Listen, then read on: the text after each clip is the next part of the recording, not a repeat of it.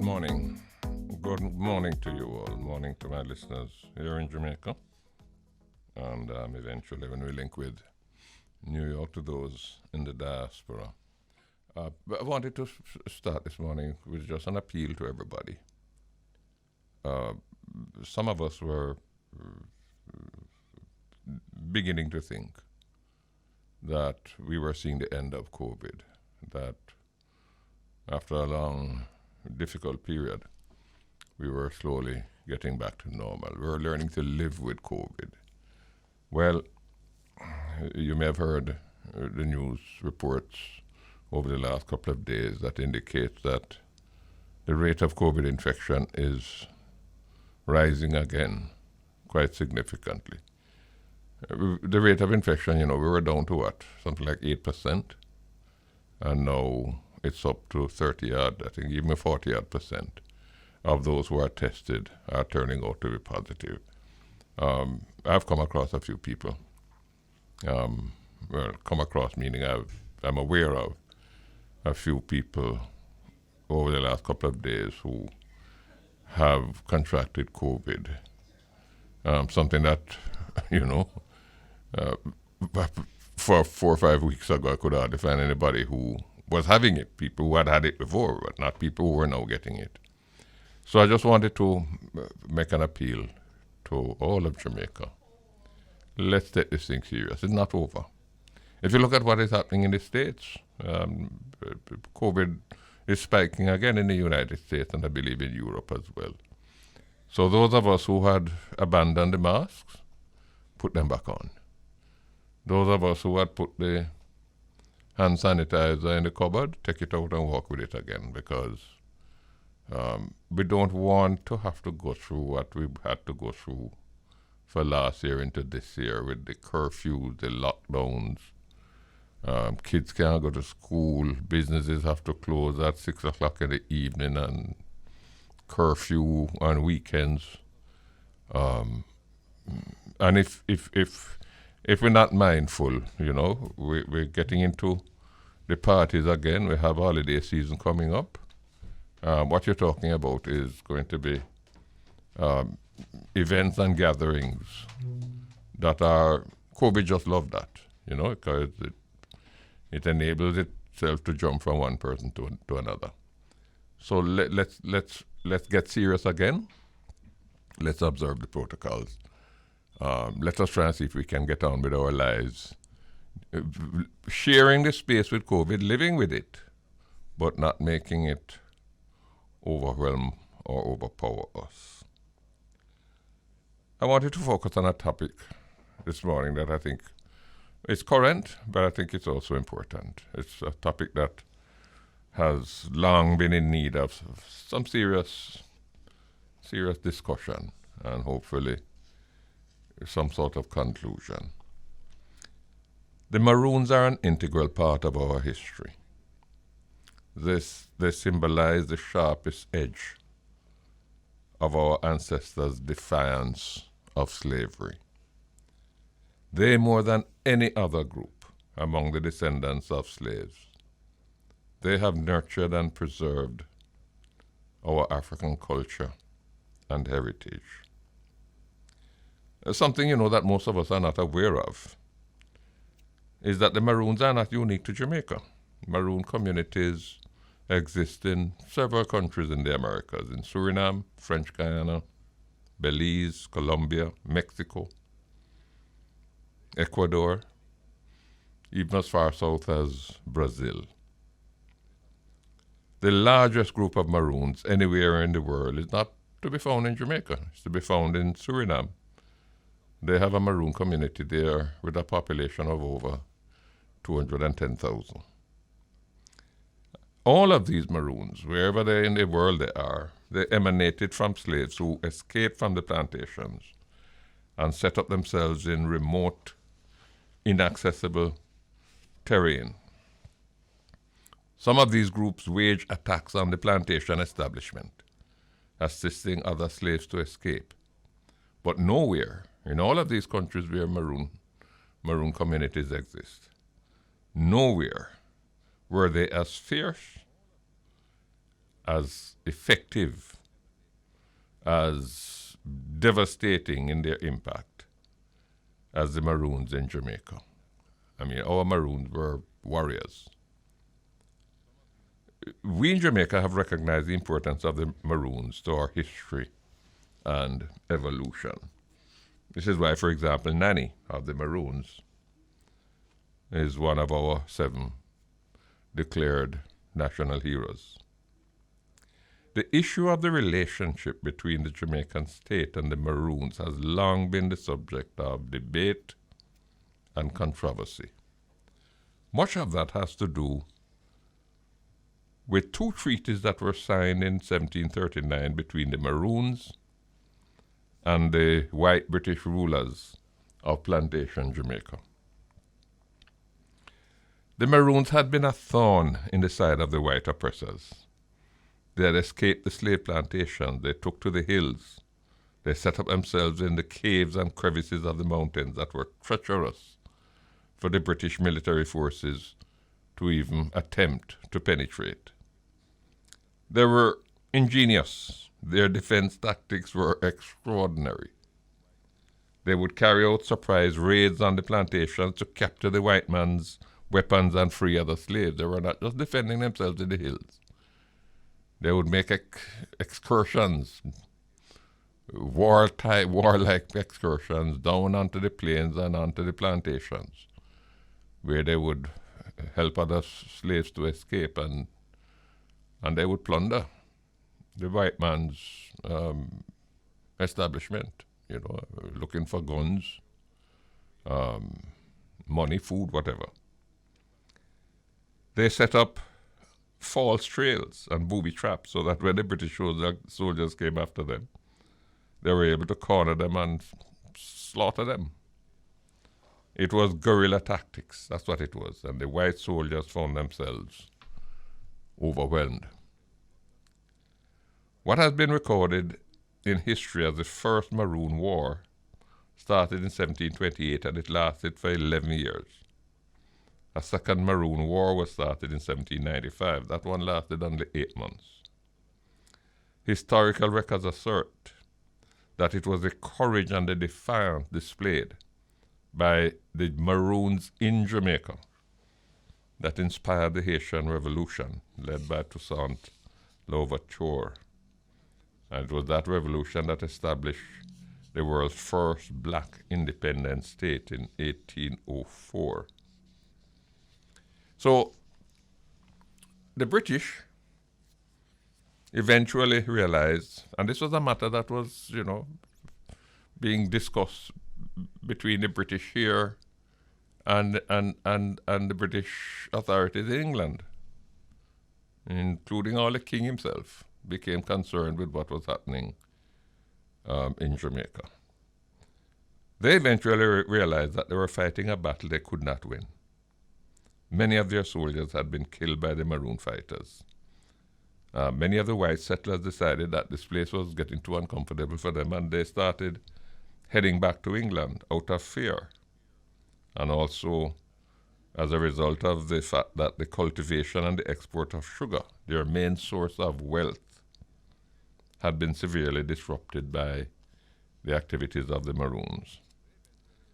The British decided that it was in their best interest to cut a deal with the Maroons. This led to the Peace Treaty of 1739 between the British and Cudjoe, Captain Cudjoe, who was the leader of the Maroons over on the western side of the island. I think what is called the Leeward Maroons. What is now we now know as Accompong. No? The terms of this treaty have been the source of contention ever since, over almost 30 years.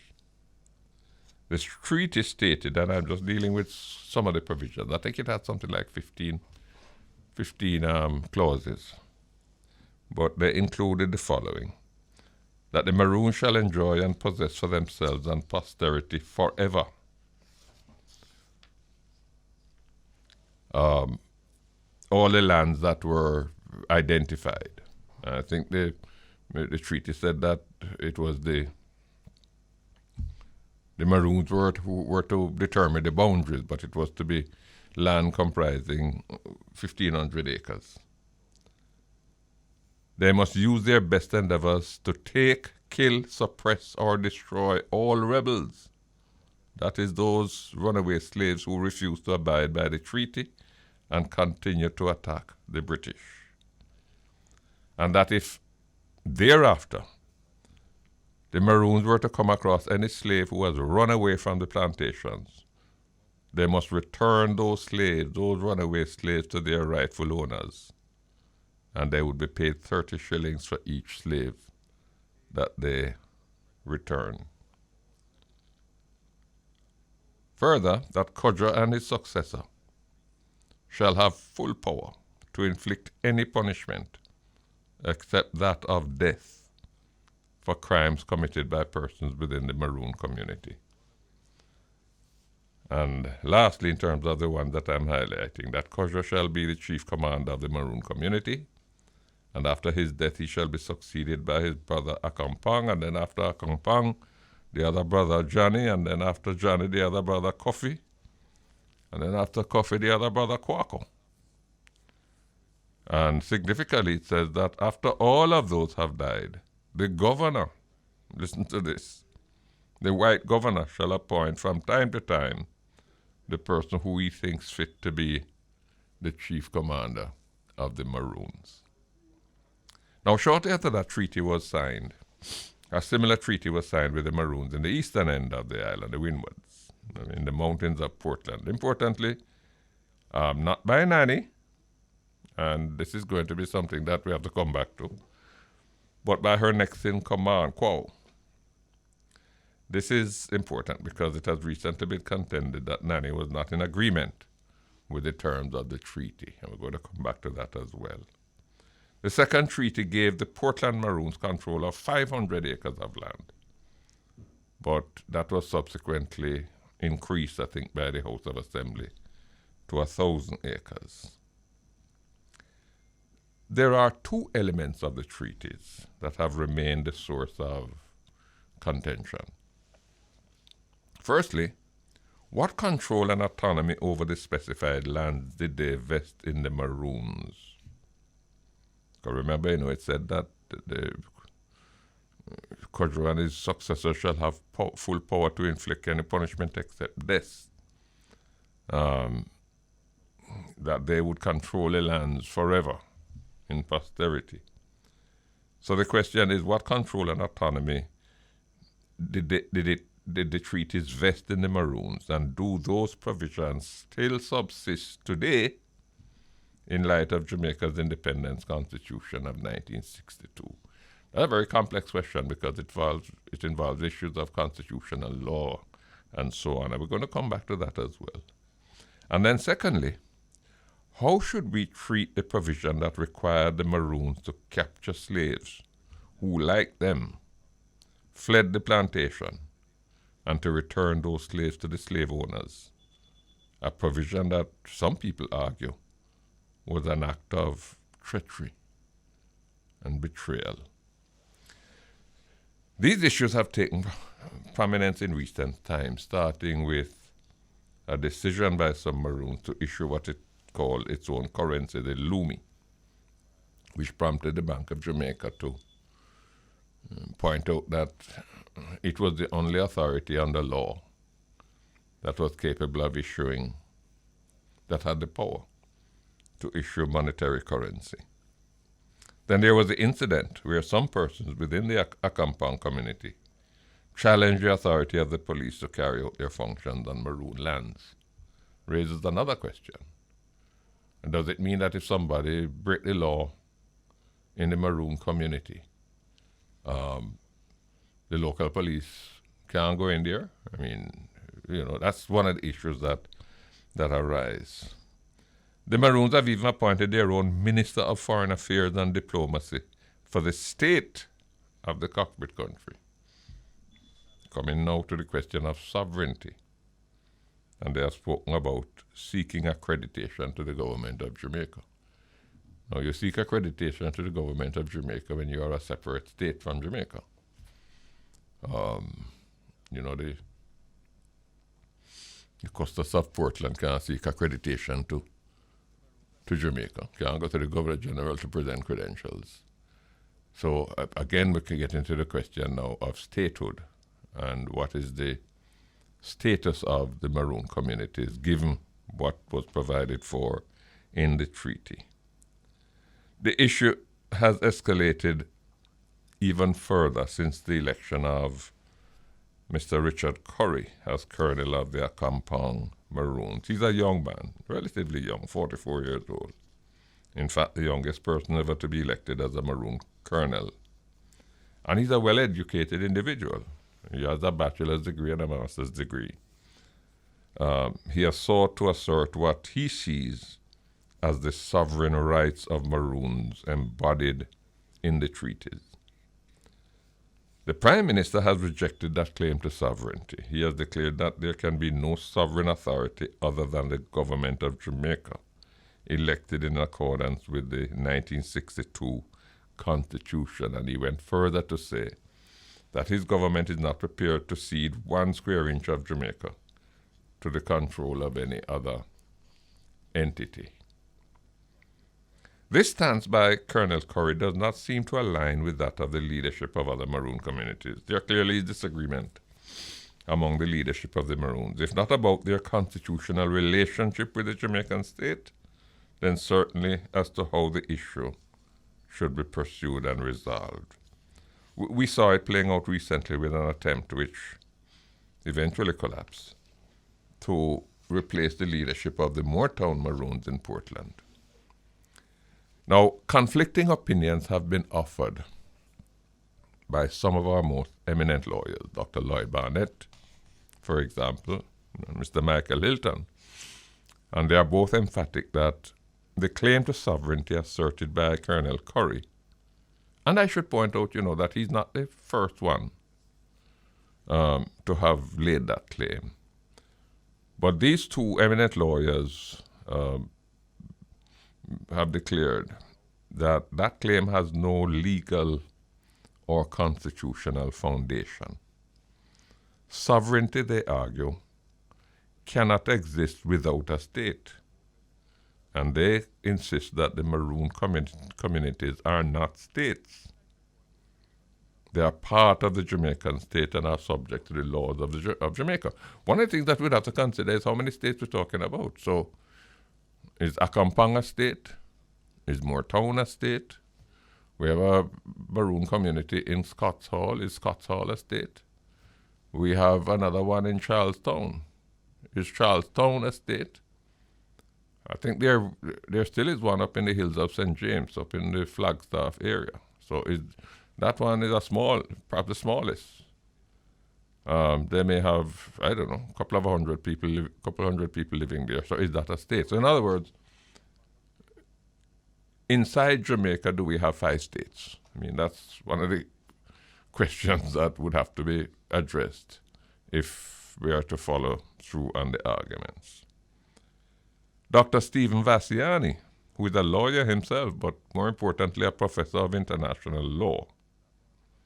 Because when you're talking about statehood and sovereignty, much of it has to be considered in terms of international law and what sort of recognition must be accorded to it. But Dr. Vassiani strongly supports the arguments put forward by Dr. Lloyd Barnett and Mr. Michael Hilton. And he set out his position very cogently in 2 articles that were published in the Jamaica Observer a few months ago. However, and this is the thing with lawyers, lawyers agree and lawyers disagree. There's another eminent lawyer, Mr. Bert Samuels.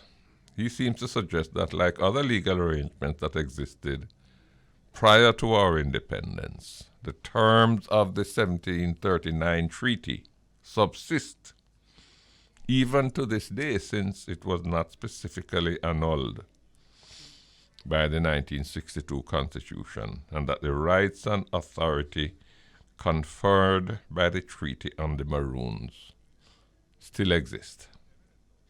There's another lawyer, Mr. David Batts, who now serves as a judge of the Supreme Court, Mr. Justice Batts.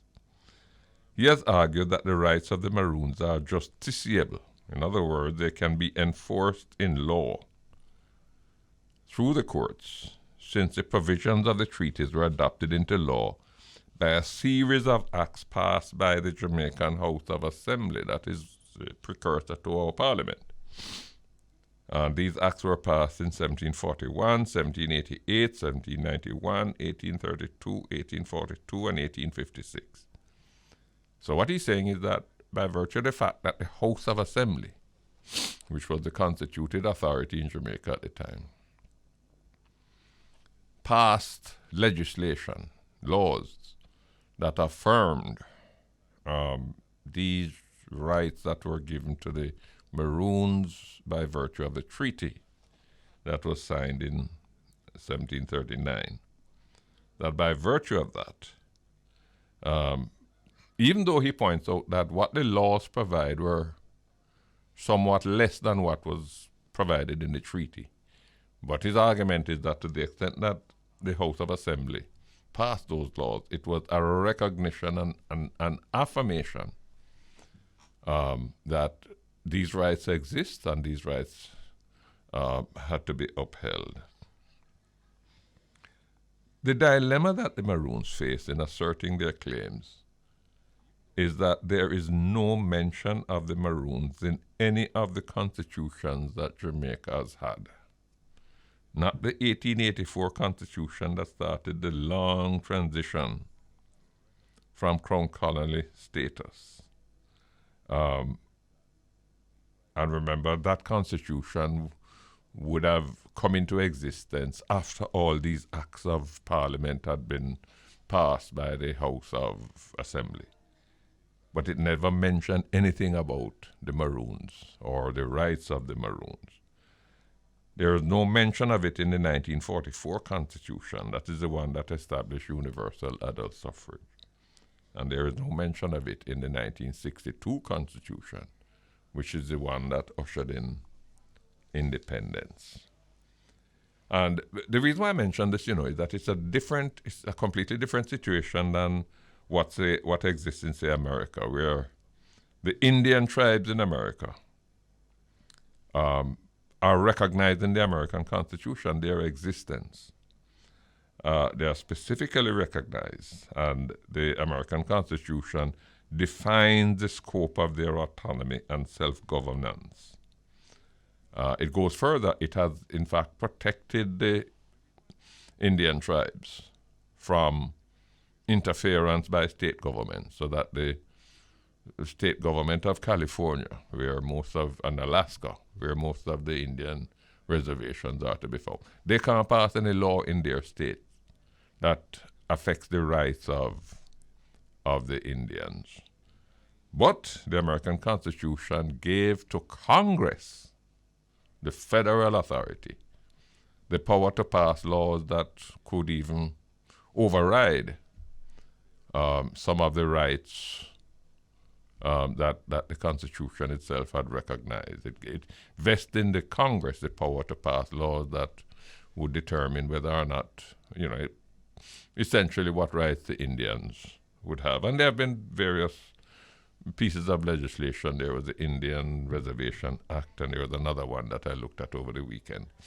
And what happened in America, too, is that over time, Congress was passing laws that were basically chipping away at the rights of the Indians, the American Indians, so that what rights they now enjoy are less than what existed, say, 100 years ago, or certainly when the Constitution was written 200 years ago.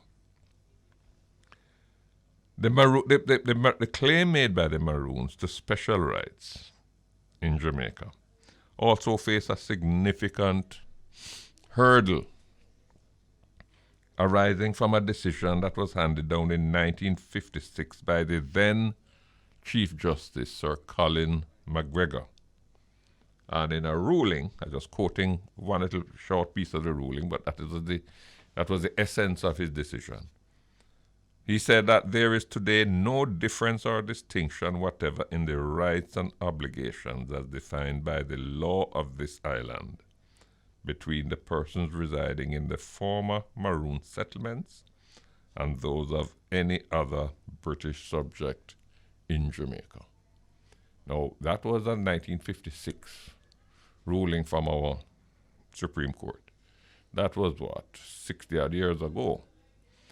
That still stands because no Jamaican court since has visited the issue and made any ruling that would supersede that.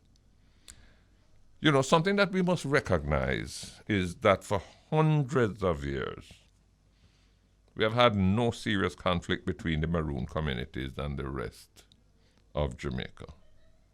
They have a right to preserve their cultural identity, and all of us must support that right and support that preservation because it is an important part of our history, of who we are and where we're coming from.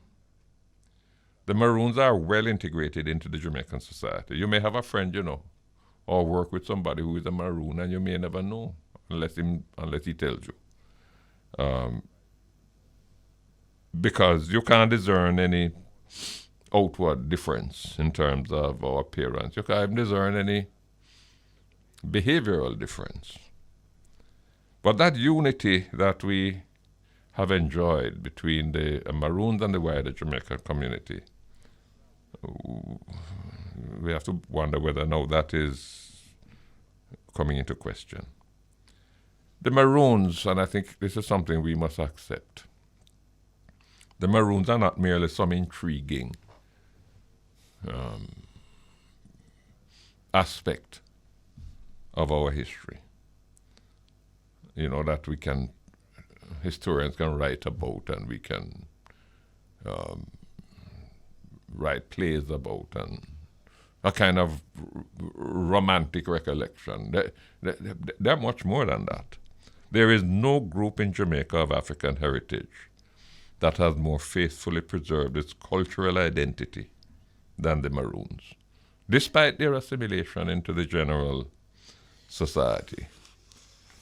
Maroons may not be distinguishable from other Jamaicans based on their outward features, their surface traits, because we all came from the same stock. But they are culturally distinct in terms of their religious practices, their pharmacopoeia, the way in which they treat their illnesses, the oral historical traditions that they have maintained, their music, their dance, their esoteric language, their communal relationships.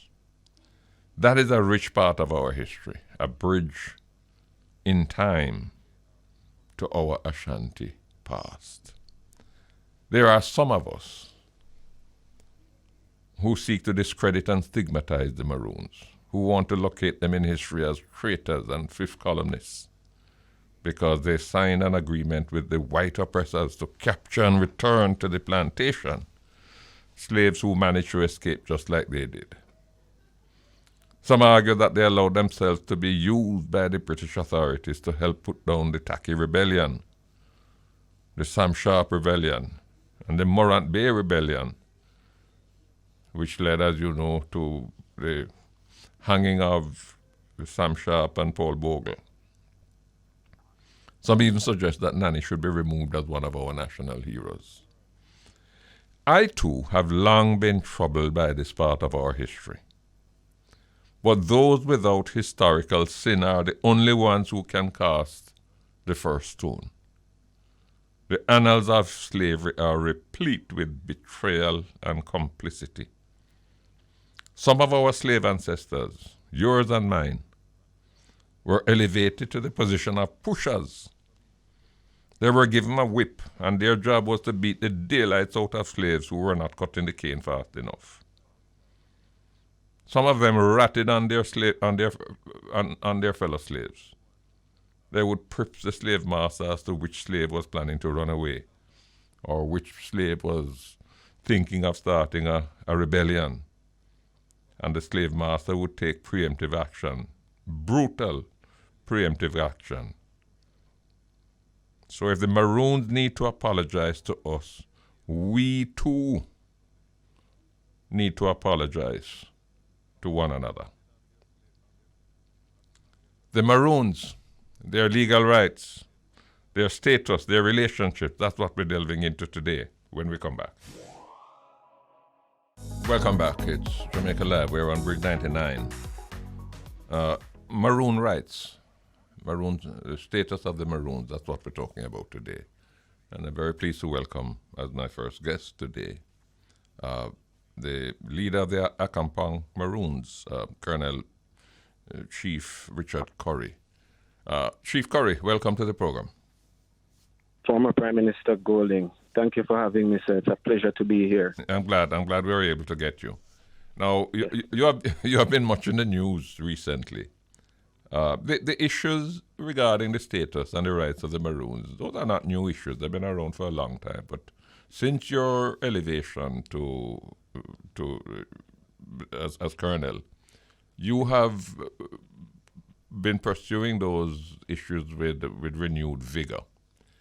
What precisely are you insisting on, and what's the approach that you see towards bringing the matter to some sort of satisfactory conclusion?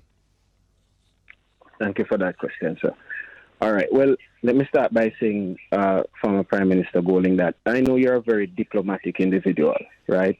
And the way you've carried yourself through politics, and I would also gather through life, has been maintaining, a balanced approach and, giving yourself the respect of information and time to process and make accurate decisions. Now, I've been asking for just that diplomacy, because what has been missing and lacking for all this time in Maroon history is diplomacy. It's almost as if the Maroons were just a memorabilia, and there's so much more context behind that. Why? Because the Constitution, which I heard you mention earlier, doesn't make any mention of Maroons. However, there's a clause that is inserted in the Constitution, Clause 4, which speaks to previous engagements and obligations, which would have been obligations of the British, which would have now passed to the government of Jamaica. That's, to us, is saying this treaty and this document that we have here is still being regarded and should be attended to. So diplomacy is the answer. Yeah, well, I appreciate that. I appreciate the way in which you have framed that. Now, one of the things, and I'm not even so much making a suggestion, I'm just seeking to engage the discussion. One of the things that seem to, the bone of contention seems to be the claim to sovereignty, no? Right. And that has been challenged by lawyers. The position people like Dr. Barnett and Michael Hilton have taken, Professor Vassiani, different from the position that, say, Bert Samuels has taken.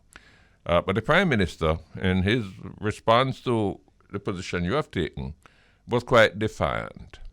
The question of sovereignty, it seems to me, that if we were able to find a way to sandpaper down that particular issue, then we may be able to get some traction on the others. Because if you look at the treaty, for example, where it says, it sets out the leadership succession of the Maroons, starting with Kodjo and then his various brothers. And It goes on to say that after the last brother dead, is the governor that going to appoint the chief. That can't be sovereignty. If the treaty itself is giving the white man the power to decide who is to be the leader of the Maroons. Right. All right. So let me explain that. So I heard you mention a couple of articles in the treaty, which I'd love to go back over a few of them for you and, provide some clarity and context, which many, many, many Jamaicans and historians right through have missed, right? And I'm hoping that with this, it makes it a little bit clearer. So let me go through that clause you're talking, Clause 15, right? It says that Captain Kodjo shall during his life be chief in command in Trelawney Town. As you said, it goes on after his decease. His brother Accompong, after his decease, his brother Johnny, and then Kofi, who shall be succeeded by Kwako. And after their demise, the governor or commander-in-chief for the time being shall appoint from time to time who he thinks fit for that command, meaning the command of the militia that would join the British to defend the island in the event that there was an attack. It is a total separate thing from saying they have the right to choose who the chief man is. The chief man is a separate individual and identity from the commander, who is the commander that takes battalion to join the British in force to defend the land. Yeah, but so that's the clarity. Yeah, but well, you and I are going to disagree on that, because my argument would be that that question of commander-in-chief only applies if the island is engaged in some kind of war. But if it's not engaged in some kind of war, it's the governor, the king's houseman, the one who was living in Spanish Town. Right. That was the one who was going to appoint the leader of the Maroons. That is not sovereignty. No, I mean, you do have your right to differ in the opinion, but it's clear in terms of what it is saying. The Maroons were to join the British to defend the island in the event of an attack. We were talking about a time of war. Now, we arrived at this document to facilitate commerce and trade. You said it yourself. The plantations were suffering. The sugar itself was suffering, of which most of the British wealth in that time was depended on. Colonel, I don't want us to sort of get stuck on this point, because there's some other important issues that I'm sure you want to discuss and I want to discuss too. But on this point, if you are correct, then that clause 15 couldn't stop there. It would have to say after the last Kodjo brother dead. This is how the leadership of the Maroons will thereafter be determined. It never say anything like that. It don't say that the Maroons will elect their own leader. No, but that wasn't a part of what this treaty is about. This treaty is about two separate entities agreeing at cessation of war first, and then two, how they then both operate within this land and defend it in the event of an invasion or some other nation that is rising from within the land. That is exactly what this document is. All right, discuss with me now. Let us say that we were able to kind of tone down the rhetoric, you know? Yes. Get into a sort of civil discussion. Right. Let us say that the government were to decide, look, the Maroons are part of our history. And therefore, you know, there's no point in, after 300 years now, getting into a fight with them. So let us set up a structure, a framework. Let us appoint a team, and they're going to sit down with the Maroons, and they're going to iron out these issues and see if we can come to some sort of position where everybody would be happy. If that kind of scenario were to emerge, a couple of questions I want to put to you. One, is there unanimity among the various Maroon communities as to what that new relationship with the Jamaican state would look like? That's one. Two, is the question of sovereignty so riveted, so fixed, that is going to prevent any kind of movement on the whole issue of self-governance? Because you see, my thing is that you can have a community in Jamaica that within the framework of our laws and constitution has self-government, you know, has certain rights that are reflected, if not in the constitution, reflected in law. And Parliament could meet next week and pass a law to that effect. But we're going to have to get over this business of sovereignty. So the question I ask you, former Prime Minister, respectfully, what about the land? No. I have no difficulty with the land, you know. I have no difficulty with the land. Let me tell you how. The only question as far as I'm concerned with the land is a couple of things. One, the boundaries of the land. Because if I read the treaty and I understand it, the treaty basically left it up to the Maroons themselves to go work out the boundaries, right? But that too, I believe, is a situation where, you know, reasonable people can sit down, get some surveyors, track out the land, see exactly, and in that respect, Colonel, you would have to also recognize what has been the practice over many, many years, right? So if you find a little piece of land that don't really fit into the 1,500 acres, but then that is land that have been an integral part of the Maroon community, don't quarrel over that, man. Just straighten that out, right? So I don't have a difficulty with that. The only concern I have about the land is, and I'd love you to talk to me on it, how do you reconcile it with the laws relating to titling and so on? For example, the lands belong to the Maroons, but is that collectively or is that individually? In other words, you are a Maroon. Do you have your own piece of land in the community? Or is it community land that you occupy? I don't know. All right. Let me help you now. All right. So quite a few things you touched on there. So I hope I can retract, I can go back to and answer each properly. Yeah, now, sure. First and foremost, let's start out with the land. The land is owned communally. You occupy, you live on the land that it would have essentially been passed down to your family line. You occupy that space until you so desire not to anymore, or any of your successors choose not to occupy anymore. It reverts to the state. So essentially, Maroon land is communally owned, right? Now, when you talk about the territory, it says that they shall, this is thirdly of the treaty, that they shall enjoy and possess for themselves and posterity forever all the land situate and lying between Trelawney Town and the cockpits, which is cockpit country, to the amount of 1,500 acres bearing northwest from the said Trelawney Town. So we can agree that the 1,500 acres is not in Trelawney Town. It says bearing northwest from said Trelawney Town. So the arguments of Maroons controlling 1,500 acres is totally debunked if you actually take time to read what this document here is saying. But it said 1,500, Colonel man. No. Listen, hold on. It said 1,500. No, you're correct. It says 1,500, but let me read it again. If we know what Trelawney Town looked like, not Trelawney the parish, Trelawney Town was a precinct itself, right, which included Accompong, Flagstaff, Land of Look Behind. All of those districts would have been part of Trelawney Town. Now, Trelawney Town was within cockpit country, right? So when it says they live on lands situate and lying between Trelawney Town, you're talking one parcel of land here, and the cockpits, second parcel of land here, to the amount which means including 1,500 acres bearing northwest from the said Trelawney Town. You're going to have a difficulty there because your idea of what was given seemed to be very elastic.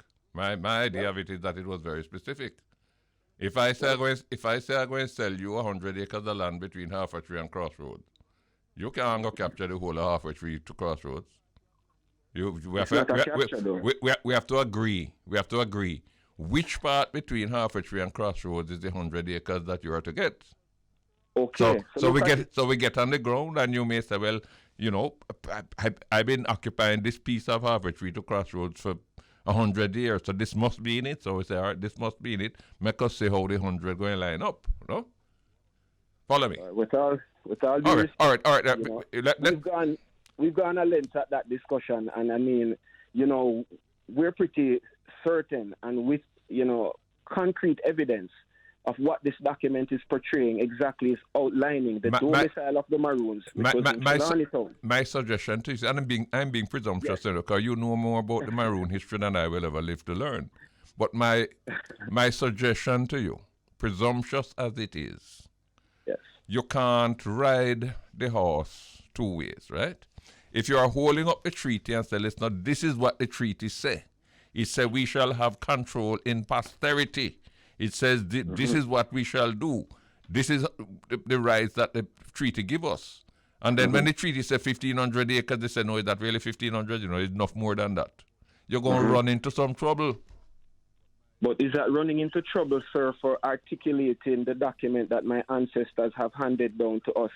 Is that correct to judge me for being able to identify and interpret a document that my ancestors had left? This document is very clear.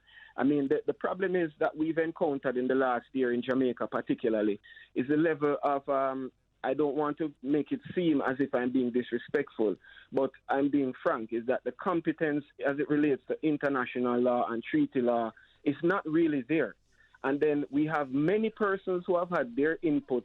They haven't taken time out to understand other interpretations and readings. We have documents, right, to support this thing, to make us not sound crazy. But people still come off making us seem like we're crazy and we're talking something that doesn't exist. How do you... The fact is, let me tell you, in 1962, what has happened when Jamaica approached the Queen for independence, a big void was left in that the Maroons weren't informed, the Maroons weren't contacted.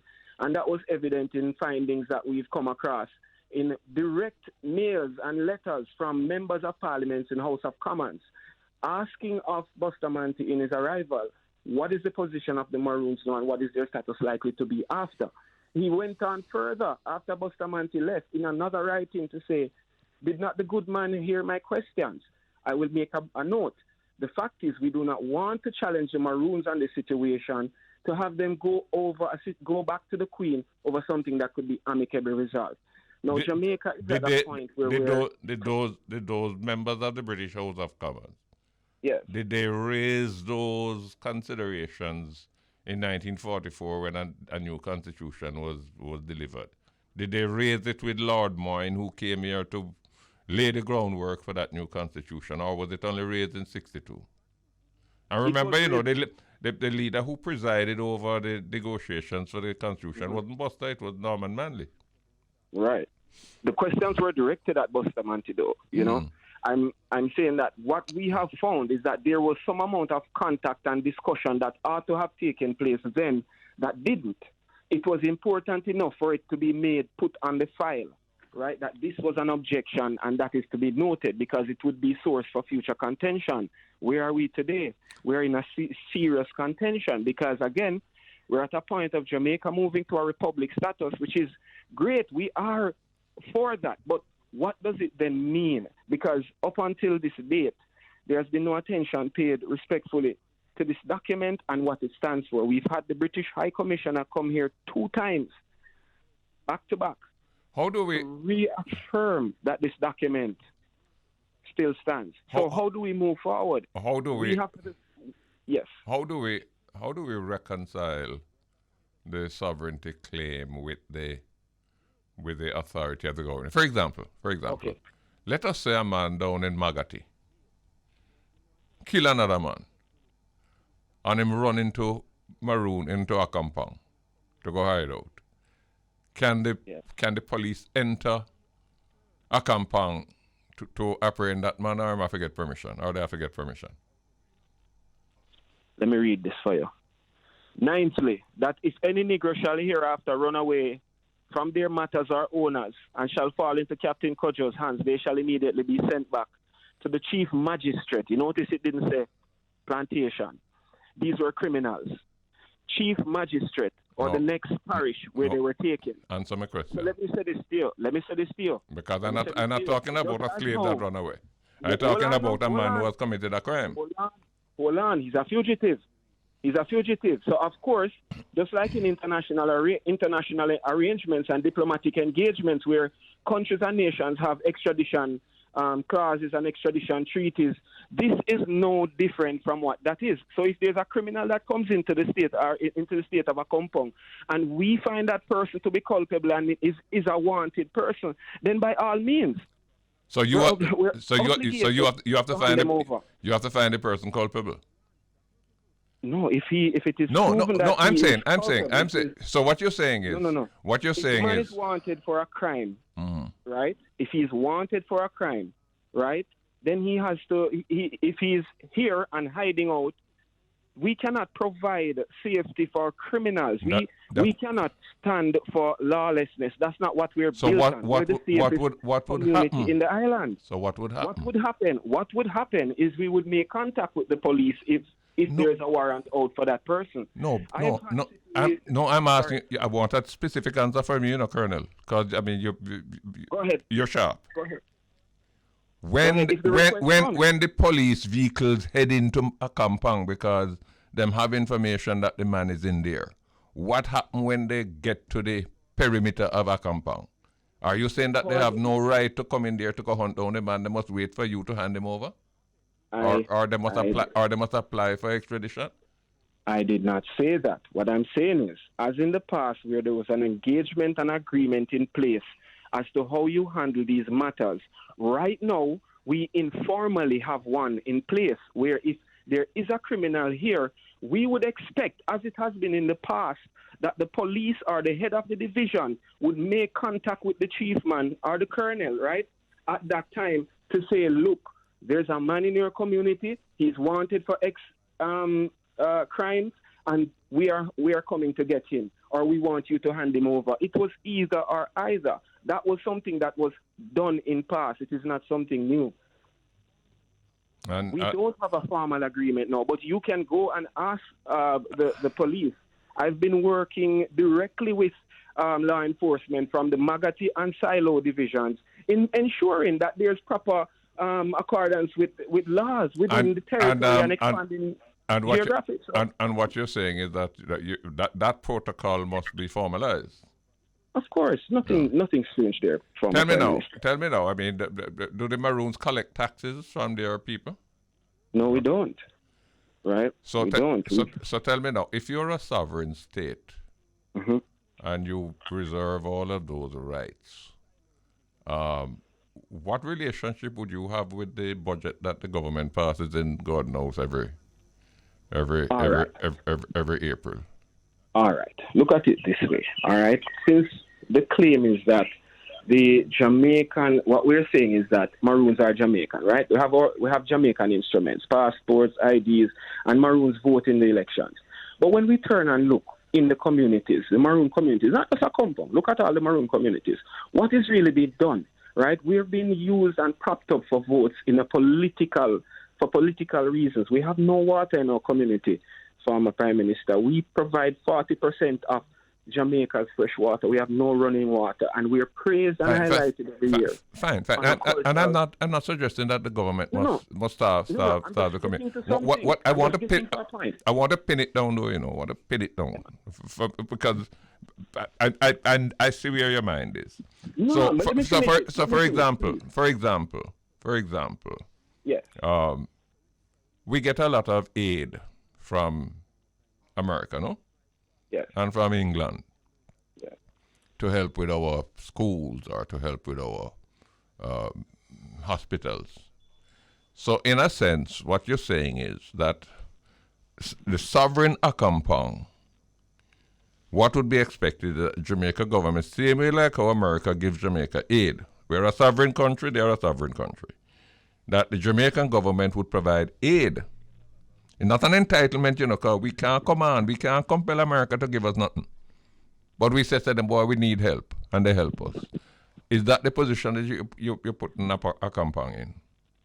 Where it's not an entitlement. Yes. But it's an expectation. Listen, I humbly submit that forever what we've been looking for is understanding what this relationship is on paper, because it doesn't exist. The fact is, we have been operating in a very grey space, which has caused a lot of contention and problems. The situation with the police last year, one example. Police really don't know how to operate when they come into the space or interact with the colonel and his administration. Now, it's a similar thing in the U.S., as you mentioned earlier, where the U.S. government has certain recognition of tribal nations and their rights and privileges and their lands. I want you to do a little research for me. I know you like to do researches as well. There's a document called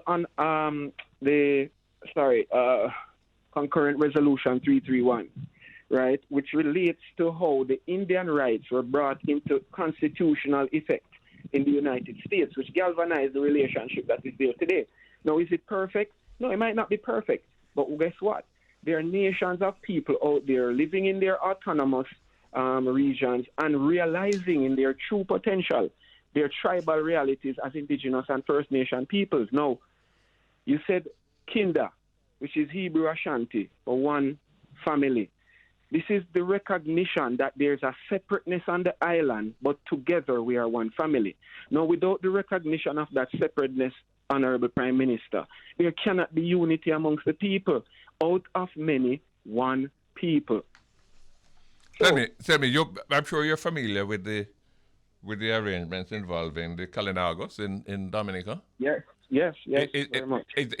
Would that be a kind of template for the for the Maroons in Jamaica, or that would not be appropriate? Well, I think what needs to happen, to be honest, as I said, is dialogue, because there's no template that is perfect. It will all boil down to circumstances, because we have very peculiar circumstances, sir, which it relates to the development of our state and the people who are here who are really suffering and need help.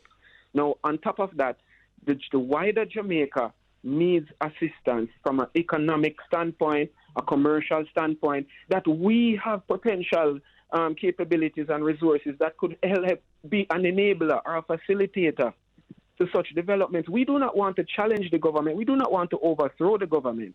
That is not our assertion.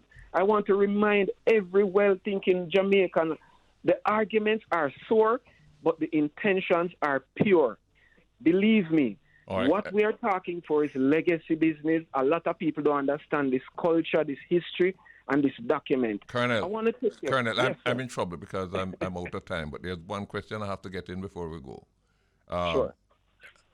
Do you perceive that each of the Maroon communities, is it 4 or 5 we have? The numbers keep jumping around. All right. So there's Flagstaff, which is whatever. Right. Would each of them be separately sovereign, or would there be one sovereign Maroon state that incorporates all of them? Listen, let's forget the word sovereign for now. All right, that is a sore contention for everybody. Let's talk about the inclusion of the Maroon communities in the state welfare. We are elected to lead in our respective districts and territories. I'm out of time. It's 12 o'clock. I'm out of time. Sorry. We're going to have to run. We might be able to come back to this some other time. We'll be in touch with you. Please. Thank you so very much. Please. Thank you. That's Colonel Richard Currie, the leader of the Accompong Maroon. That's what we're talking about today. Maroon status, Maroon relationships, the constitutionality, all of the issues when we come back after the break. Welcome back. It's Jamaica Live. We're on Bridge 99. We're discussing a very, very interesting issue today, a very important issue that has to do with the status of the Maroons, which has become quite topical recently. And we had a discussion leading up to the break with Colonel Richard Currie, who is the recently elected leader of the Accompong Maroons. We're going to be joining New York in a little while, so that we're going to bring them into the discussion. You have Maroons over there too. I'm sure that among the diaspora, you have people from the various Maroon communities here. But we're going to be joined now by Mr. David Salmon, who is a policy management student at the University of the West Indies, and who has done some research and published certainly one article that I saw on these Maroon claims. Mr. Salmon, can I welcome you to the program? And thank you for having me, Mr. Golding. Yeah, thank you very much for joining me. You have done some research, perhaps more than I have done, on the Maroon history, and particularly in relation to their legal and constitutional status. I don't know if you heard the discussion I had with Colonel Currie. Yes, I did. But from my reading of your article, you would take issue with a lot of what he said, wouldn't you? I would. And the primary source of concern for me is the question of sovereignty, because I think it should be important to take into the context of the circumstances. At that point in time, when a treaty was signed between the Maroons... Can I interrupt you? You said you listened to the discussion. Do you attach any significance just before we ended the discussion, because I had to go to the 12 o'clock break, when I raised the question of sovereignty and asked him whether we're talking about 5 or 4 separate sovereign Maroon states, he said, let us ignore the question of sovereignty. What we want to talk about is inclusion. Was that a signal in terms of how the discussion might proceed? Do you think? Well, it would be a step in the right direction, But at the end of the day, you'd still need to solve that question as to what the Maroons see themselves in order to achieve progress. Because if we're talking about inclusion, which is a conversation that we should definitely have, but later down the line, this question of sovereignty still has not been resolved among the government or the community, you're still going to go back to that same issue. The challenge that we have had in Jamaica is that many of the legislation that would govern the relationship between the Maroons and the state predates independence. And not only have I done research into the legality of this community, but there was also a subsequent article that I had written based on my interview with a similar special community in the Caribbean, the Kalinagos in Dominica. And they provide very interesting lessons that we can learn in Jamaica as to how to treat special communities in the state. You want to tell us a little more about the Dominican experience? I asked Colonel Currie whether he considered that to be a template. He didn't run away from it, but he suggested that no one size won't fit all, no? I think it can be seen as a very good template. I know the current Kalinago chief, Lorenzo Sanford, he's a personal friend of mine. And what Dominica has been able to do is far more productive than the constant tension that arises in Jamaica. So the foundation of the relationship between the Dominican Kalinagos and the state is their 1978 Carib Reserve Act, which was passed the same year they got independence. And it basically outlines the relationship between the government and the state. It clearly demarcates the amount of land that the community is entitled to. And the specific boundaries? Those specific boundaries were determined subsequent to that point. Mm-hmm. But the most important thing to note is that they do have boundaries. Mm-hmm. And it clearly outlines and enshrines the important role of the chief, the functions of the council, how land is to be treated, and it outlines or provides a framework that can use to manage the interaction.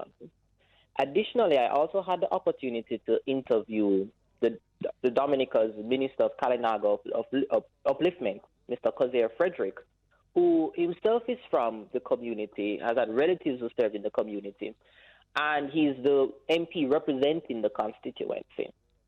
The Kalinagos in that country don't regard themselves as completely separate from the country, but rather a special community that deserves certain rights, privileges, and protection. So, for example, it's not the case where the Dominican government can simply go on the lands in the community to access water. There is negotiation that takes place between the council and chief and the state. How is law enforcement treated? For serious crimes, it is the police, the Dominican police. They have the right to go and prosecute serious cases. And there are practical functions for this. What do you call serious cases, though? I mean, if for example,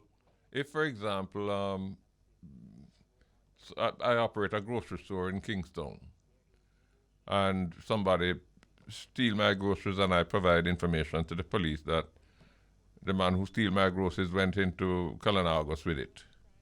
Can they go in there to go find the man and my goods, or they have to negotiate with some authority in the community? I did not speak to them specifically about that instance, but from my understanding with the discussion, the police will have the ability or are empowered to go into the community to identify that individual. If there are smaller matters, I think it is quite possible, and I hope that, and I don't know that the government would have any difficulty with accommodating a situation where, by statute, legislation, we recognize the separateness of the Maroons, because they are separate in terms of their cultural identity and that kind of thing. But I believe that there are certain things that will remain roadblocks in moving forward unless we address, first of all, the question of sovereignty has to be put to bed. There can be separateness without sovereignty. But secondly, certain things like law enforcement, judicial systems, I don't know that we can operate in a country where you have one set of laws and justice for the rest of us and a separate set of laws and justice for 4 or 5 communities scattered across the island. So I think it's going to be important in the discussions to try and put down on paper what are the issues that we can negotiate and what are the ones that we're just going to have to put to bed once and for all and, sing a rock of ages over it. I concur with you. And I like the point that you had raised about outlining what are the different responsibilities between the community and the state. Because interestingly enough, even though Maroons treat their treaties as sacred law, there was subsequent legislation passed in the Colonial Assembly that outlined some of the points that you had raised. So, for example, there was a law 5 Victoria, Chapter 49, 1842, that outlined that Maroons would have been given the same privileges as British subjects, and that there are lands that were allotted to them. And then there's other legislation, I believe at least 9 legislation that govern the relationship between the community. What has happened, however, is subsequent to or beyond the mid-19th century, the legislation simply has not caught up with the time. And that is the source of concern. So I think there is room for dialogue and negotiation. I certainly think that the Dominican example is a very robust model that we can look to. Because another point to note, Mr. Golding, when you look at the Dominican model, is that there are clear economic plans devised by the chief and the council in conjunction with the government that governs the space. So what you see is a commitment to improving the economic well-being of the people in that community. When there are housing settlements that are promised, then there are also some housing that is provided by the state in the community.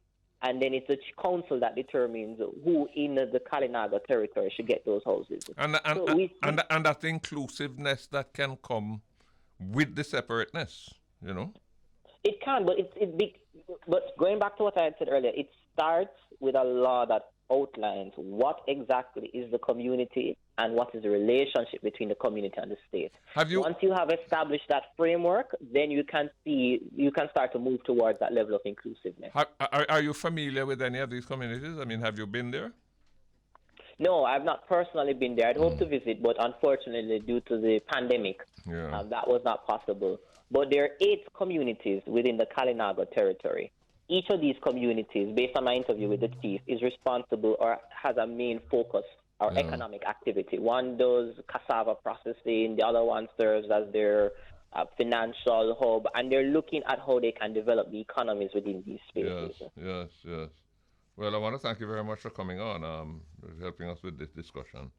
We're going to have to continue it, because the Maroons are too important a part of our history for us 300 years later to, be in a kind of cascade over them. I think we need to find a way to resolve it, to nail it down, and to celebrate it as part of our history, despite the concerns about, atrocities of that history itself. But it's something that I think we need to settle. Thank you very, very much, Mr. David Salmon. We've been talking. We're with New York now. Beauregard. Good afternoon, Mr. Golden. How are you doing, my friend? I'm doing all right. Enjoying the weather here in New York. Yeah, weather is good. Yeah, the weather is good. We should get some rain this afternoon, but overall it's great weather. Yeah, but I see you're going on with some craziness up north. Yes, very crazy. The mass shooting that took place yesterday in Buffalo. 10 people were killed and 3 injured. An 18-year-old boy? Yeah, 18-year-old. They're saying that he's a white supremacist and it was racially motivated. It's going to be considered a hate crime, and he should be spending the rest of his life in jail. I wonder where he pick up this white supremacy business from. Well, right now I'm hearing that they're trying to direct it to, a lot of things that's taking place on social media. So we'll watch the outcome of that and see what happens. How many people dead? 10 people? 10 people. An 18-year-old boy? Yes, and there was also another mass shooting in California. Yeah, where 6 California. people- Yeah. Well, Yeah, so not so were many. injured. Not so many died though. I think only one Four. died. No. Four Four? people dead. Yes, 4. Yeah, man, it's crazy. Why worry about America? You know, I mean, we have crazy things going on here, but we don't have nobody going into a supermarket and shooting down 10 people. Hopefully we don't get there. You know, or Hopefully going we into a never- church. Yeah, hopefully that never touches our island of Jamaica. You know, Oh, we have other things to be worried about, as is the topic that you're discussing. I'm here and I'm listening and, learning Yeah. about what you're talking about right Yeah, now. we're talking about the Maroons. Yeah, So, in man. recent times there has been some heat building up Yes, as to indeed. whether the Maroons have sovereign authority or whether they are, a subordinate part of Jamaica, and that is something that it's 300 years now. It still hasn't been settled. I mean, respect due to the Maroons in a historical context. They are the reason for most of the freedoms that we enjoy today in Jamaica. For their sweat and their blood. And like anything else, I just feel like we need balance. Yes. Everything needs balance, and it shouldn't be that hard because we're all Jamaicans living in Jamaica. And as your previous guest said, Mr. David Salmon, he said that there should be room for negotiations and conversations in a way to settle this. Yeah, and I hope there will. But we can't be shouting at each other. We have to kind of tone down the rhetoric, and we must be flexible too. I mean, we can't go into a negotiating room. Say it has to be my way or the highway. Then that wouldn't be a negotiation. No. So we're going to have a very interesting guest coming up that I'm sure you're going to want to listen to, and that is the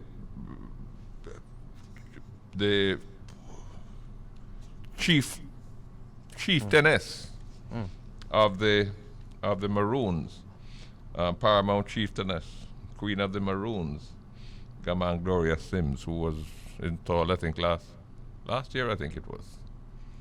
So, and she was the one who expressed regret last week or week before for the role that the Maroons played in hunting down and returning runaway slaves. Something that has brought her into some controversy because there are the Maroon leaders who said they don't agree with no apology. So we're going to be talking to her next. I'm hoping to get her on the phone. All right, I'll be listening. Sir. We don't have her yet, but it's going to be interesting. I spoke to this issue of this apology. I as I said in opening the discussion, I've always been troubled by that provision in the treaty that the Maroons signed with the British, where they said those who ran away before and are part of the Maroon community now they can stay, but anybody who run away after we sign this document, you are required to catch them and return them to us, and we give you 30 shillings for each one that you return. And that to me is a betrayal, no? Yes, But then, yes. as I said, who is going to cast the first stone? Because on the plantation, we were betraying one another same way. I mean, we were ratting on one another. Some of us were currying favor with the white man, so white man like us because we're very obedient, and he promoted us and he give us a whip and him say, listen, when the man them now cut the cane fast enough, lick out them backside. And we did it quite happily to get another promotion and perhaps to get extra allowance, extra ration. It's been part of our history, and perhaps some will argue that's part of our problem even today. So, sure, the way I look at it, it's part of history. If I were around at the time, and if I were advising Kojo, I would have said to Kojo, no sign that the clause that's a Kojo. Take out the one there. Tell the man and say you can't go with that. Right. But I wasn't there. And Kojo perhaps felt that in order for peace, because the Maroons themselves were tired of the water, it's hard to make us go along. That's part of our history. Let's recognize it and move on, because if we're going to start demanding apology from the Maroons, then every one of us going to have to apologize to the other, because for all I know, my ancestor was the one with the whip beating the daylights out of your ancestor. I don't remember that. I don't know that. But if that was the case, I would have to apologize to you, no, bro? No, sir? Yes, sir. Yes, sir. So, And you know, while that is on paper and written, that is what was supposed to take place. Is there evidence of that taking place, of Maroons actually capturing other runaway slaves and returning them? I don't know. Some of the historians could probably say, but then I haven't heard the Maroons deny it, you know? Okay. But anyhow, thanks a lot, boy. We keep in touch. No problem, sir. Yeah, okay. Alright. We were hoping to speak with the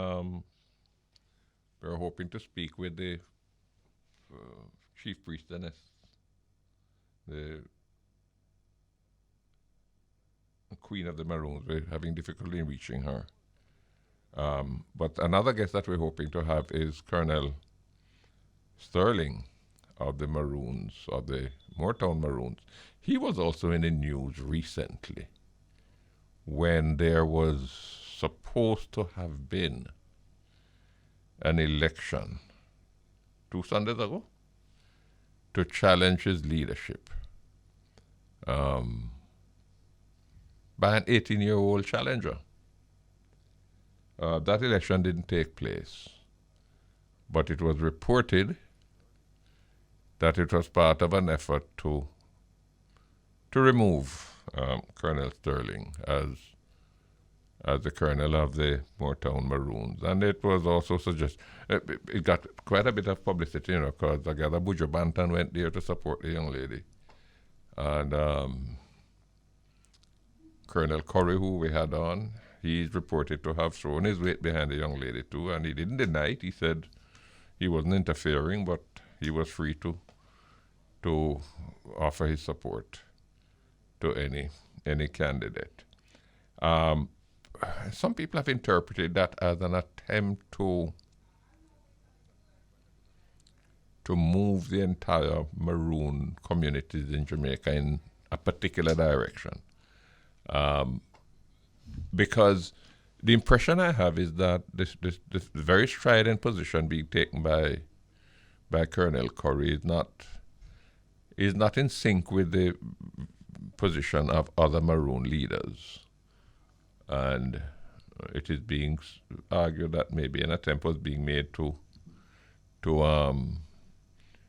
change the leadership in order to have everybody on the same page. We're anxious to talk with Colonel Sterling. I gather we have him online now. Colonel Wallace Sterling from the Moortown Maroons. Are you online? Yes, I am. Good day to you, sir. Welcome. And good day to all your listeners. Welcome to the program. Thank you so much for joining us. We decided today to focus on the issues concerning the Maroons, the question of their constitutional and legal status, and particularly the issues that have arisen recently. Now, Colonel Sterling, the broader Jamaican community and the Maroons have coexisted for a long time in relative peace and harmony. I can't recall any issues of contention, of conflict between us, which is not to say that there were not issues of concern to the Maroons in terms of their rights and their entitlement. What is happening now that is beginning to cause the pot to boil a little bit? Well, first of all, I dare say that since, as I know, what history can recall, the last Maroon War was in about 1795 thereabout, right? Yes. And any other issue would have been the Maroon Rebellion in 1865. And there are times when there were little go between Maroons and Gun. But as you rightly say, for over those many years, the Maroons and the government has basically existed peacefully, you know, and without any antagonism towards each other. Now we have a situation where we have a new kid on the block, for want of a better way of describing it, right? Yeah, that's Colonel Currie. And we had him on earlier. We had a discussion with him. Yeah. So we in the Windward Maroon does not necessarily approve of all the things that he wants to do, right? I'm not saying that some things are not right, but I believe that we can sit down and we can have decent conversation with the government on any issues pertaining to the Maroons and their rights. I mean, open confrontation and casting public does not solve anything as far as I am concerned, and as far as we in the Windward Maroon community are concerned. And I am also sure that the people of Accompong, who they too does not support open cascade with government. Colonel Sterling, can I ask you this? And even before Colonel Currie came on the scene, yeah, is there a kind of framework among the various Maroon communities where you are in regular dialogue with each other? You discuss these issues. You try to arrive at a common approach and so on. Yeah. So here's what happened. Somewhere, I think it would have been in the 70s, thereabout, right?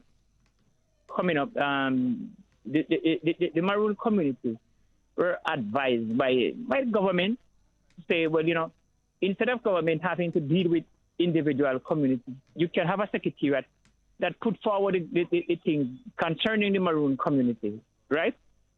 So the secretariat was formed when Beverly Currie, who was the chairperson for it in the first formation, and there was persons like Colonel Murdero from Accompong, Colonel Prihe from Scottsdale, and Colonel C.L.G. Harris from Moortown. And there were others that were a part of it. But I'm just talking about the colonel because at the time there was a colonel in Charleston, but not as active as it is now. So those were the main persons who were a part of the secretariat. When I came into office, secretariat was a little bit under the amount. We started it and we get going. We had a new chairman, Emmanuel Obisari, and we were doing good. We discussed the things that affect the Maroon community, look at the way forward, the plans that we need to do to go forward.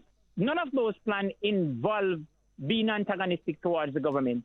It's more about how the Maroon can be self-sufficient in what they are doing without having to get too much outside help, aid, or assistance. So what happened to that committee, Colonel? Wait. So it was that committee still exists, save and except that we have changed the name from Maroon Secretariat to Yami Council of Indigenous Leaders, to include the Taínos, because we're saying that, why leave anybody out? Put everybody that are in the same group together. So the main function of that body is to look at things that affect the indigenous community of Jamaica nationally and internationally. So you speak on national and international issues. Issues in the individual communities are dealt with by the leadership and the council of that individual community. And if there's any help, aid, or assistance that is required from the secretariat to deal with any internal matters in those communities, then you can go to the council for that. So that is the framework how we operate. But I choose to tell you from when it started, so that people can get a clear understanding of what we are doing and where we are. So even before this incident with, the Colonel in Accompong and the government, the Minister of National Security or the police down in Accompong, we have decided that, okay, fine, we're gonna approach the government, write them a letter, the office of the Prime Minister, to have a sit down and have dialogue. I got a call from the Minister of Culture herself concerning a project that we were doing in Moortown. And I used the opportunity to say to her, Minister, this is what we're going to be doing. She said, okay, fine, Colonel, I can facilitate the process. So the process, that was in January. So she managed to bring it forward so we could sit down and talk with the Prime Minister. But because of what happened between the Prime Minister and Currie, at the time the Prime Minister said he wishes to speak to all the other colonels, even except for Currie.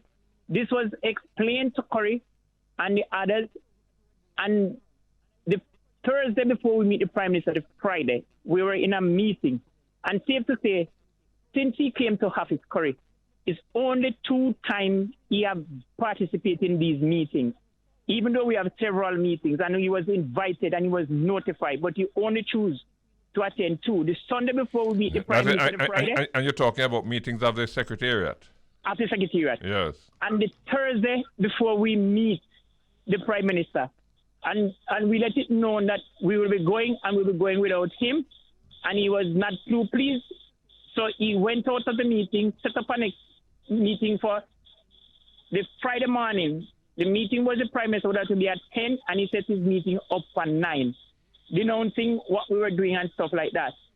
Ever since that time, whatever the Prime Minister told us, because the Prime Minister was very much concerned about things that are happening in the Maroon community, and that, government over here have neglected to assist. And, we should put our program together, bring them in, and because we were going to go back to meet with the Prime Minister 2 weeks after, but the intention was not to go back to meet with the Prime Minister without Currie. But getting him to meet with us and to have a sit down and have a open discussion on the matters proved to be something like somebody pulling a wisdom tooth. And a lot of excuse was made as to why security reason, he can't leave where his place of residence, and, can't meet virtually and a lot of things. So we decided in the end, okay, fine, write him a letter, and we do, which we did. I think we're supposed to get it by now. And we still are going to go back and meet with the Prime Minister, even though the 2 weeks have elapsed, but we are going to go and meet with the Prime Minister because we think it is very important that we do so. Another sore point that I see that is causing this conflict between well, I shouldn't say between Maroon and government, because it is some people has a problem with it. The question of mining. While most persons, Maroon and other Jamaican, are saying there should be no mining in the cockpit country, there are those who are saying, yes, no mining. But there are those who are saying that if the mining is to take place, they should be in control of it. They should decide who should mine, and they should collect royalty from it. And that is an issue that I don't think is a sensible way to go about this thing, because if we continue like that, we're going to have serious problem with the government. The government have stated, and I have to take the government at their word, that there will be no mining in the cockpit country. I do not look at the map, and I am not too clear as to all of what constitute the cockpit country, if that is what the government is talking about, but I will basically update myself with it. I will get a copy as to where the lines are drawn and everything like that, and then I can speak from a position of authority on that. But there are a couple of things I want to explore with you since you raised that. For example, the Moortown Maroon, the original treaty, which was signed after the one with Kojo, no? Yes. But the original treaty had allocated 500 acres, and then subsequently, I believe, the House of Assembly or something increased it to 1,000. Yes. Is there any argument or any uncertainty, any quarrel at all among the Moortown Maroons as to what constitutes Maroon lands there, or that is a settled issue? Well, in the past, there was concern as to what constitutes Maroon's land, and especially concerning the Seaman's Valley part of the land, because the Maroon had occupied the land for many years, over 164 years, and there was one gentleman who wanted to claim it, so it had to go to well, it went to court, but it was settled by the governor at the time. I think it was Governor Higgins who settled the matter, because the Maroons were pretty much well within their right to claim ownership of the land, having been in 164 years of undisturbed occupation of a land. Then it means that it should have been yours by any stretch of the imagination. So anyway, we got that. The Maroons have had another dispute with some lands, in what is Moortown Maroons I'm talking about now. Another piece of place that they had occupied, it was basically the patented land owned by one of the white superintendent that was residing with the Maroon. He died, and the Maroon still continued to occupy the land for over 100 years. And the United Food Company wanted to buy the land. So the people had to go together, pool their money, and they bought the land in block, meaning it is still commonly owned by everybody. So that is how our land were increased. So as it stands now, for those land in Moortown proper, we don't have a dispute on those lands. But there's one other parcel of land that is known as the Golden Veil. And I don't want to discuss that because it is in the court now. So let me not say much about that one, right? Because that is before the High Court of this land. Yes. So it's best if I not say much about that. Tell me, Colonel, tell me a little about how land is managed in the Maroon community. For example, I'm a Maroon. I live in Moortown. Yes. I die. My children are able to occupy the land that I was occupying. Right. That's how it goes. Because nobody owns the land individually. The land is owned by the community, no? Is that how it works? Yeah, the land is owned by the community in the sense that the community have the last say on what happen and what don't happen. But for the longest while, okay, fine. One family live there, that family occupy that land. There's no reason for anybody to come and try to move that family from that land. Save and except if you have to use a portion of it to do something for the development of the community and a whole. But you're just not going to take it from one family to give to somebody else to disadvantage the family that occupied before. Because originally, all the families got a share of the land. If somebody decides to dispose of their amount of land, they should let the council know that they're going to do it so the council can approve of it. And when you're disposing of the land, you are disposing of what you have on the land, not necessarily the land itself. Now, let me ask you another question. Let us say that I am a Maroon in Maroontown and I have in Moortown, and I occupy a piece of land along the terms of what you just outlined. Mm-hmm. Let us say I'm in farming, but I really need some more land to farm. Mm-hmm. How does that work? Is it possible that I can get some additional acreage because I need to expand my farm? My family is growing. Yes. So if your neighbor is not occupying his land, you can enter into some agreement with him or her to occupy that land. But the thing about the land in Moortown, the Moortown side of things, there are lands that are communally owned by everyone, and there are lands that are individually owned. Oh, I see. Where people have a title for it. I see. So the land, I want to explain to you. What is Moortown and part thereof Cornwall Borough are individually owned, right? Yes. Are communally owned. The land that is Kent is communally owned. The land that is Seaman's Valley is communally owned. The land that comprises Joel, Nottingham Pen, Rockall, Cornwall Pen, Mount Cameron, Altamount, Rosemount, and all those places, right? Those and Brownfield is communally owned too. Those lands are individually owned, where the individual has a title for it. And that title would be a title issued by the Registrar of Titles in Kingston. Registrar of Title. Yes, okay, I understand now. Let me ask you this too, Colonel. Yeah. What is the general relationship? Yeah, we spoke about the Secretariat, no? Yeah. And you pointed out that, the recent events have sort of disturbed the kind of unity and so on there. But what's the relationship between the people of the various Maroon communities? For example, when Accompong have their January 6th celebrations, is it something in which Moortown Maroons would be involved? They would go down and be part of the celebration? Every Maroon community goes to the other one celebration. Nobody has to tell me when Accompong have this. You don't have to send me a special invitation because we are coming. That is our duty, our responsibility. Those to us are calendar events. The only way you can tell me anything about it, if it is not going to be kept on the 6th of January, and you say, well, it's going to be on the 5th or the 7th or the 8th or something like that, then you can say, well, Colonel, it's going to be that day. The same thing for Charlestown. They have generally a 3 or 5 day celebration, and it starts either before the 23rd or the 23rd onward. Like this year is going to be from the 23rd to the 25th of June. If it depends on where the 23rd fall, right? Then they will structure it to make sure that the 23rd is included in it, right? Yes, I understand. Scotsall is on the 1st of August. Nobody has to send us anything. The only thing, as I said before, if you change the date, then you need to tell us. Yes. But if the date is not changed, we are going to be there. I made the point earlier. The same thing is obtained from all the other communities. Yes.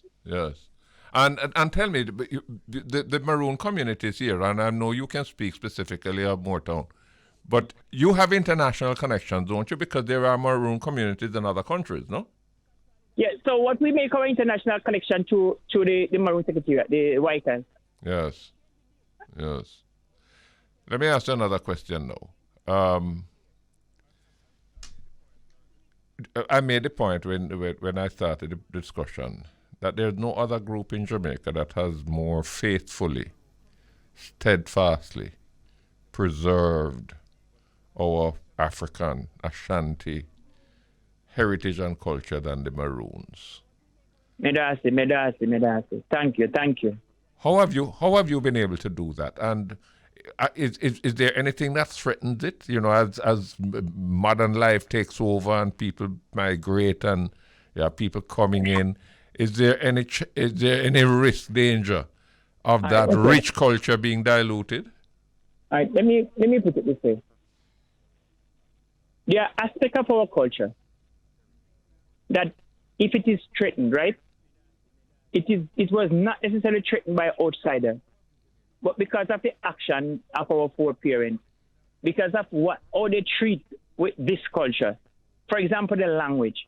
The language is something that they had kept close to themselves.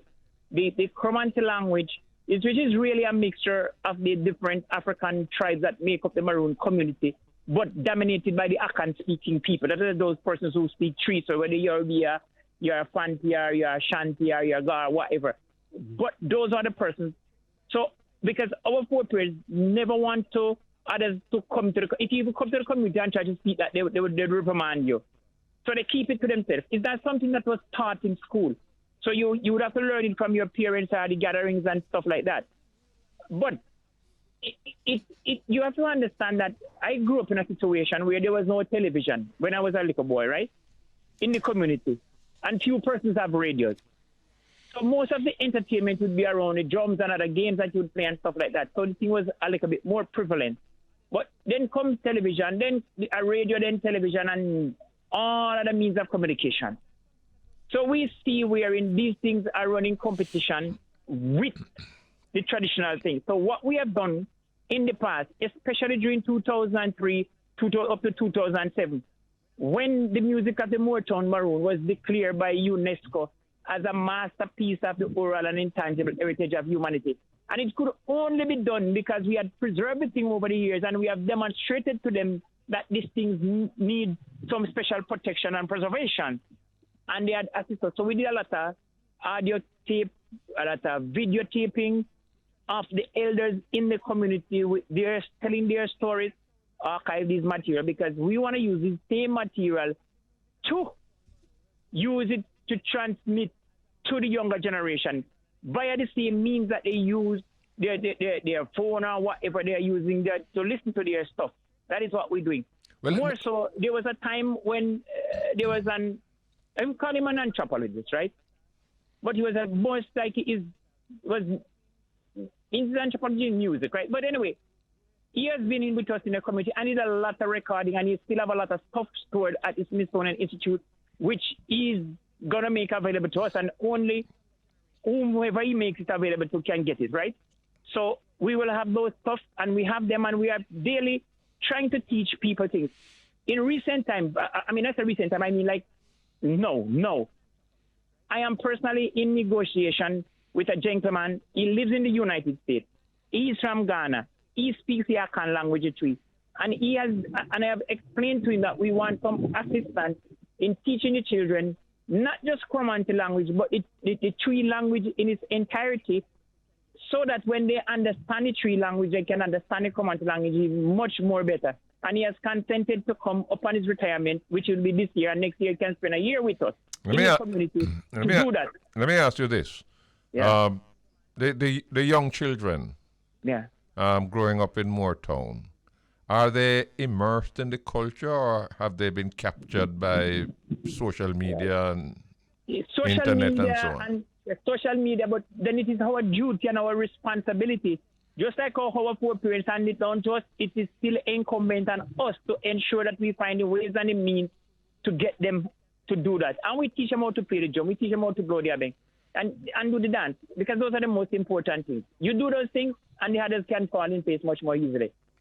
One of the issues that's come up in discussing the Maroon culture has been, some people have said, well, the Maroon have such a rich culture that they're hiding it under a bushel when it could become a source of tremendous economic benefit. With tourists coming in and so on. But is there a danger if you monetize it? Is there a danger that could corrupt it? So here's what happened, right? As I started earlier on by saying that our foreparents kept things close to their chest. There was a time when you use the common to play, right? And it was just a spiritual thing for healing people and stuff like that. And people, if you were like an outsider, there are aspects of it that would not be shown to you, no matter what you do or what you say. They would never be able to see them perform certain things, right? No, you're talking about a situation where we are removed, certain things have been removed. And always speak to you openly and frank now. 50 years ago, 100 years ago, nobody would speak to you like that. They would tell you something because you want to hear something. But don't leave and think that what they tell you will be the truth. Because they would tell you as much as they could tell you, and the rest of it, the chamu. They don't tell you. So now we recognize that, okay, fine. These things are something, as you rightly said, that they can turn money. So when we have visitors to the community, we have like a package that we offer you. You can see the dance and the drumming and the dancing. You can get lunch and you can get a lecture on the whole Maroon affair. You can tour places in the community, and you can go to the waterfall. You can decide what aspects of it you want, right? Because every aspect comes with its own price. So therefore, we know and we recognize that from where we stand today, what was relative to our foreparents 100 years ago might not necessarily be relative to us now, because socio-economic conditions have changed, and the whole geopolitics and the whole outlook and how people do things have changed. And we can do these things now without having to think about we are setting out the knowledge that our foreparents have or anything like that. What we need to do is, like, for example, the medicinal part of it, the herbal part of it. You don't have to tell anybody anything. If somebody wants something, you prepare it and they take it and they go about their business. If they don't, you don't have to tell them, because these things are things that you need to be extremely careful of when you deal with, nutraceutical things with people from the outside. Because even the government of Jamaica does not allow people to come to the country and take anything out anyway. So when researchers come, you have to be very careful with researchers. Tell them as much as is necessary, but don't let them take anything. They might be able to take photographs, and don't let them go anywhere by themselves. Those are things that we know we have to protect. But in terms of, the other part of the culture, fine, we can go out and we can do the performances. We have been to many places and do performances.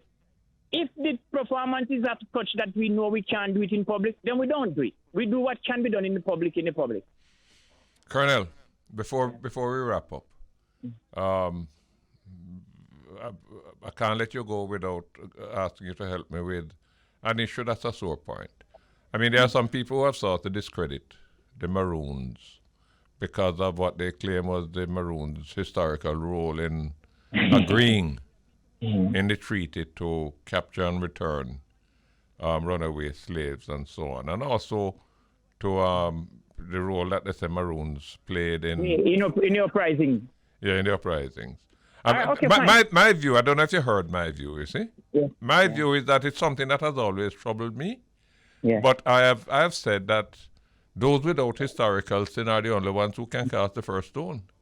Because on the plantations, my ancestors were part of a group of people who were ratting on each other and betraying each other. So, but I raised that in the context of what was purported to be an apology that was issued 2 weeks ago by the paramount chieftainess, Mama G. And I gather that some of the Maroon leaders, yourself perhaps included, are uncomfortable with the position that she has taken. What's the position? Okay, fine. So Mama G and I were on a radio program yesterday, even though not simultaneously, but after the other, right? And we have been on radio programs before. And you know why Carl has made his position absolutely clear. Since last August, we have been saying we need to have a sit down and have a discussion, open, frank, discussion and the thing.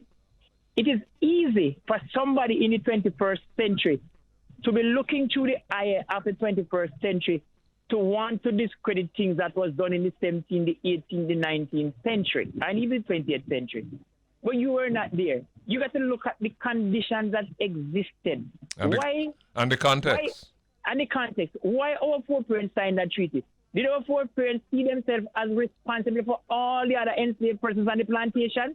When the treaty was signed, there were maybe about 5,000 Maroons. There were over 70,000 enslaved persons on the plantation. You know, they were black shots. There were other slaves who were hunting our foreparents. You think that, you know, they were more concerned about, okay, fine, at this point in time, leave us alone. We have our freedom. And any treaty that was signed on paper is not what they had negotiated when they were in the bush. Any prudent person could have seen and understand that.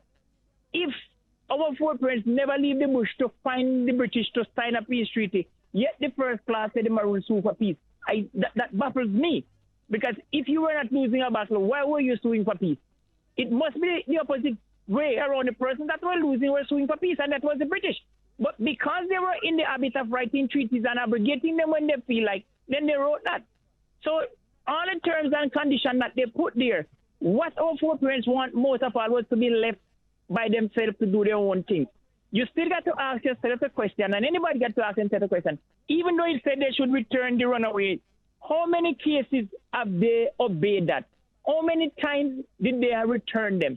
Those are things that people have to think about. Because if I was in the bush fighting, you know, and you come out there with your master trying to hunt me, and when I get my freedom, you tell yourself you're going to run and join me, I might have just return it to your master, because I would say, when I need help, you didn't come. Now that I'm free, you want to come and join me. So those are things that people have to look at. But I am one of those persons, as I said yesterday morning on the talk show, I am open to any discussion anybody wants to have, and I can lead the charge. I am doing that because I want us to have... I am not sorry that Mama G put the thing out there in the public domain, you know, because now it is out there. Let us have the discussion. Let us have the follow-up. Because if you take it for granted that, okay, fine, the Maroon can apologize for whatever done during those period of time, then we can push under the bus the whole idea of reparation for what happened. Because the British are going to say, okay, fine, so they were the culprit for one, so let them be. Our foreparents never went to Africa and brought anybody over here as enslaved people. The British is what we need to pressure in all of what we are doing, the colonizers, to get compensation. And I doubt very much if we will ever get any, because we don't have the big gun to tell them otherwise anyway. And we don't control Wall Street. So, but we still have to try. We still have to try, because maybe something might come. Before we go, is there anything that can be done, Colonel, and is there anything that you in particular, through your leadership, would be able to do? First of all, to get the Maroon leadership, including Colonel Currie, to sit down around a table and hammer out the differences and see whether or not you can reconcile the different positions in a spirit of compromise and give and take. No? And then secondly, for you jointly now to approach the government to say, no, look, we don't come here to fight. We don't need to quarrel.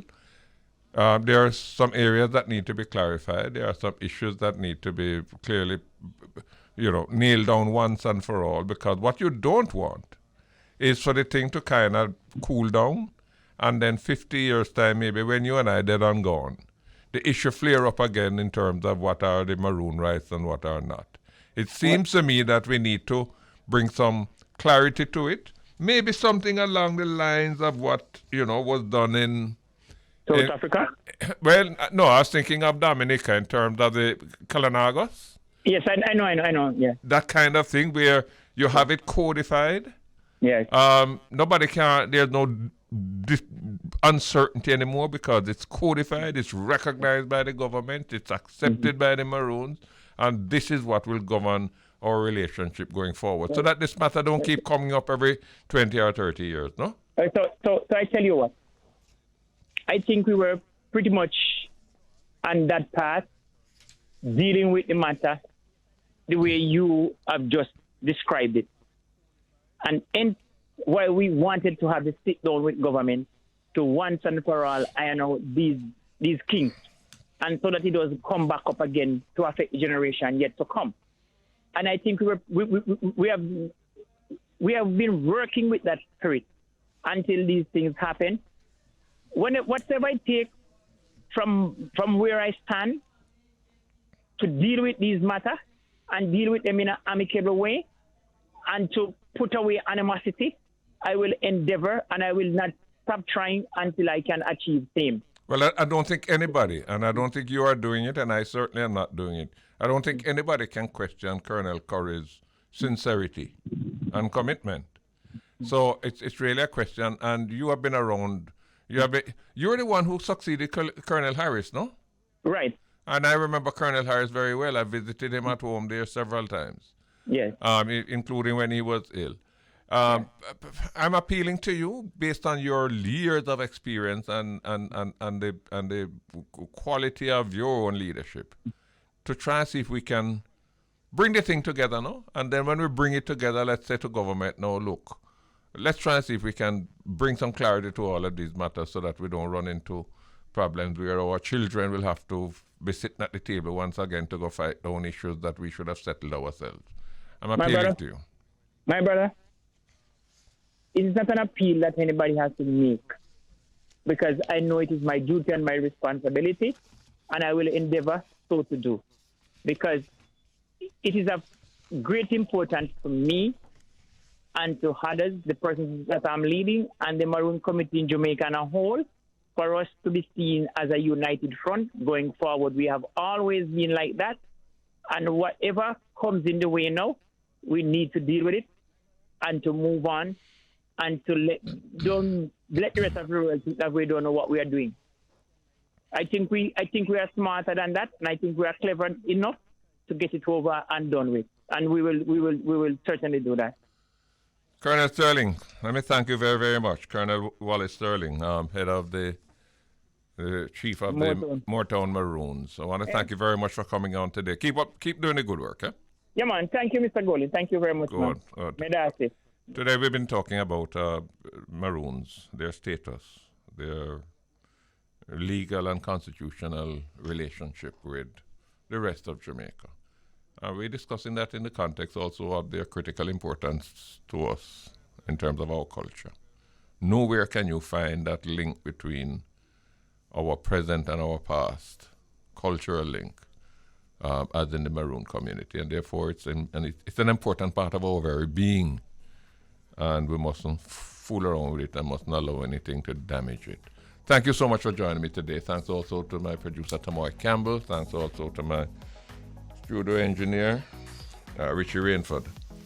Thank you too, all the listeners, both here and in New York. I'll be back next week, Monday, God's willing, for another version, another edition, Jamaica Live, Bridge 99.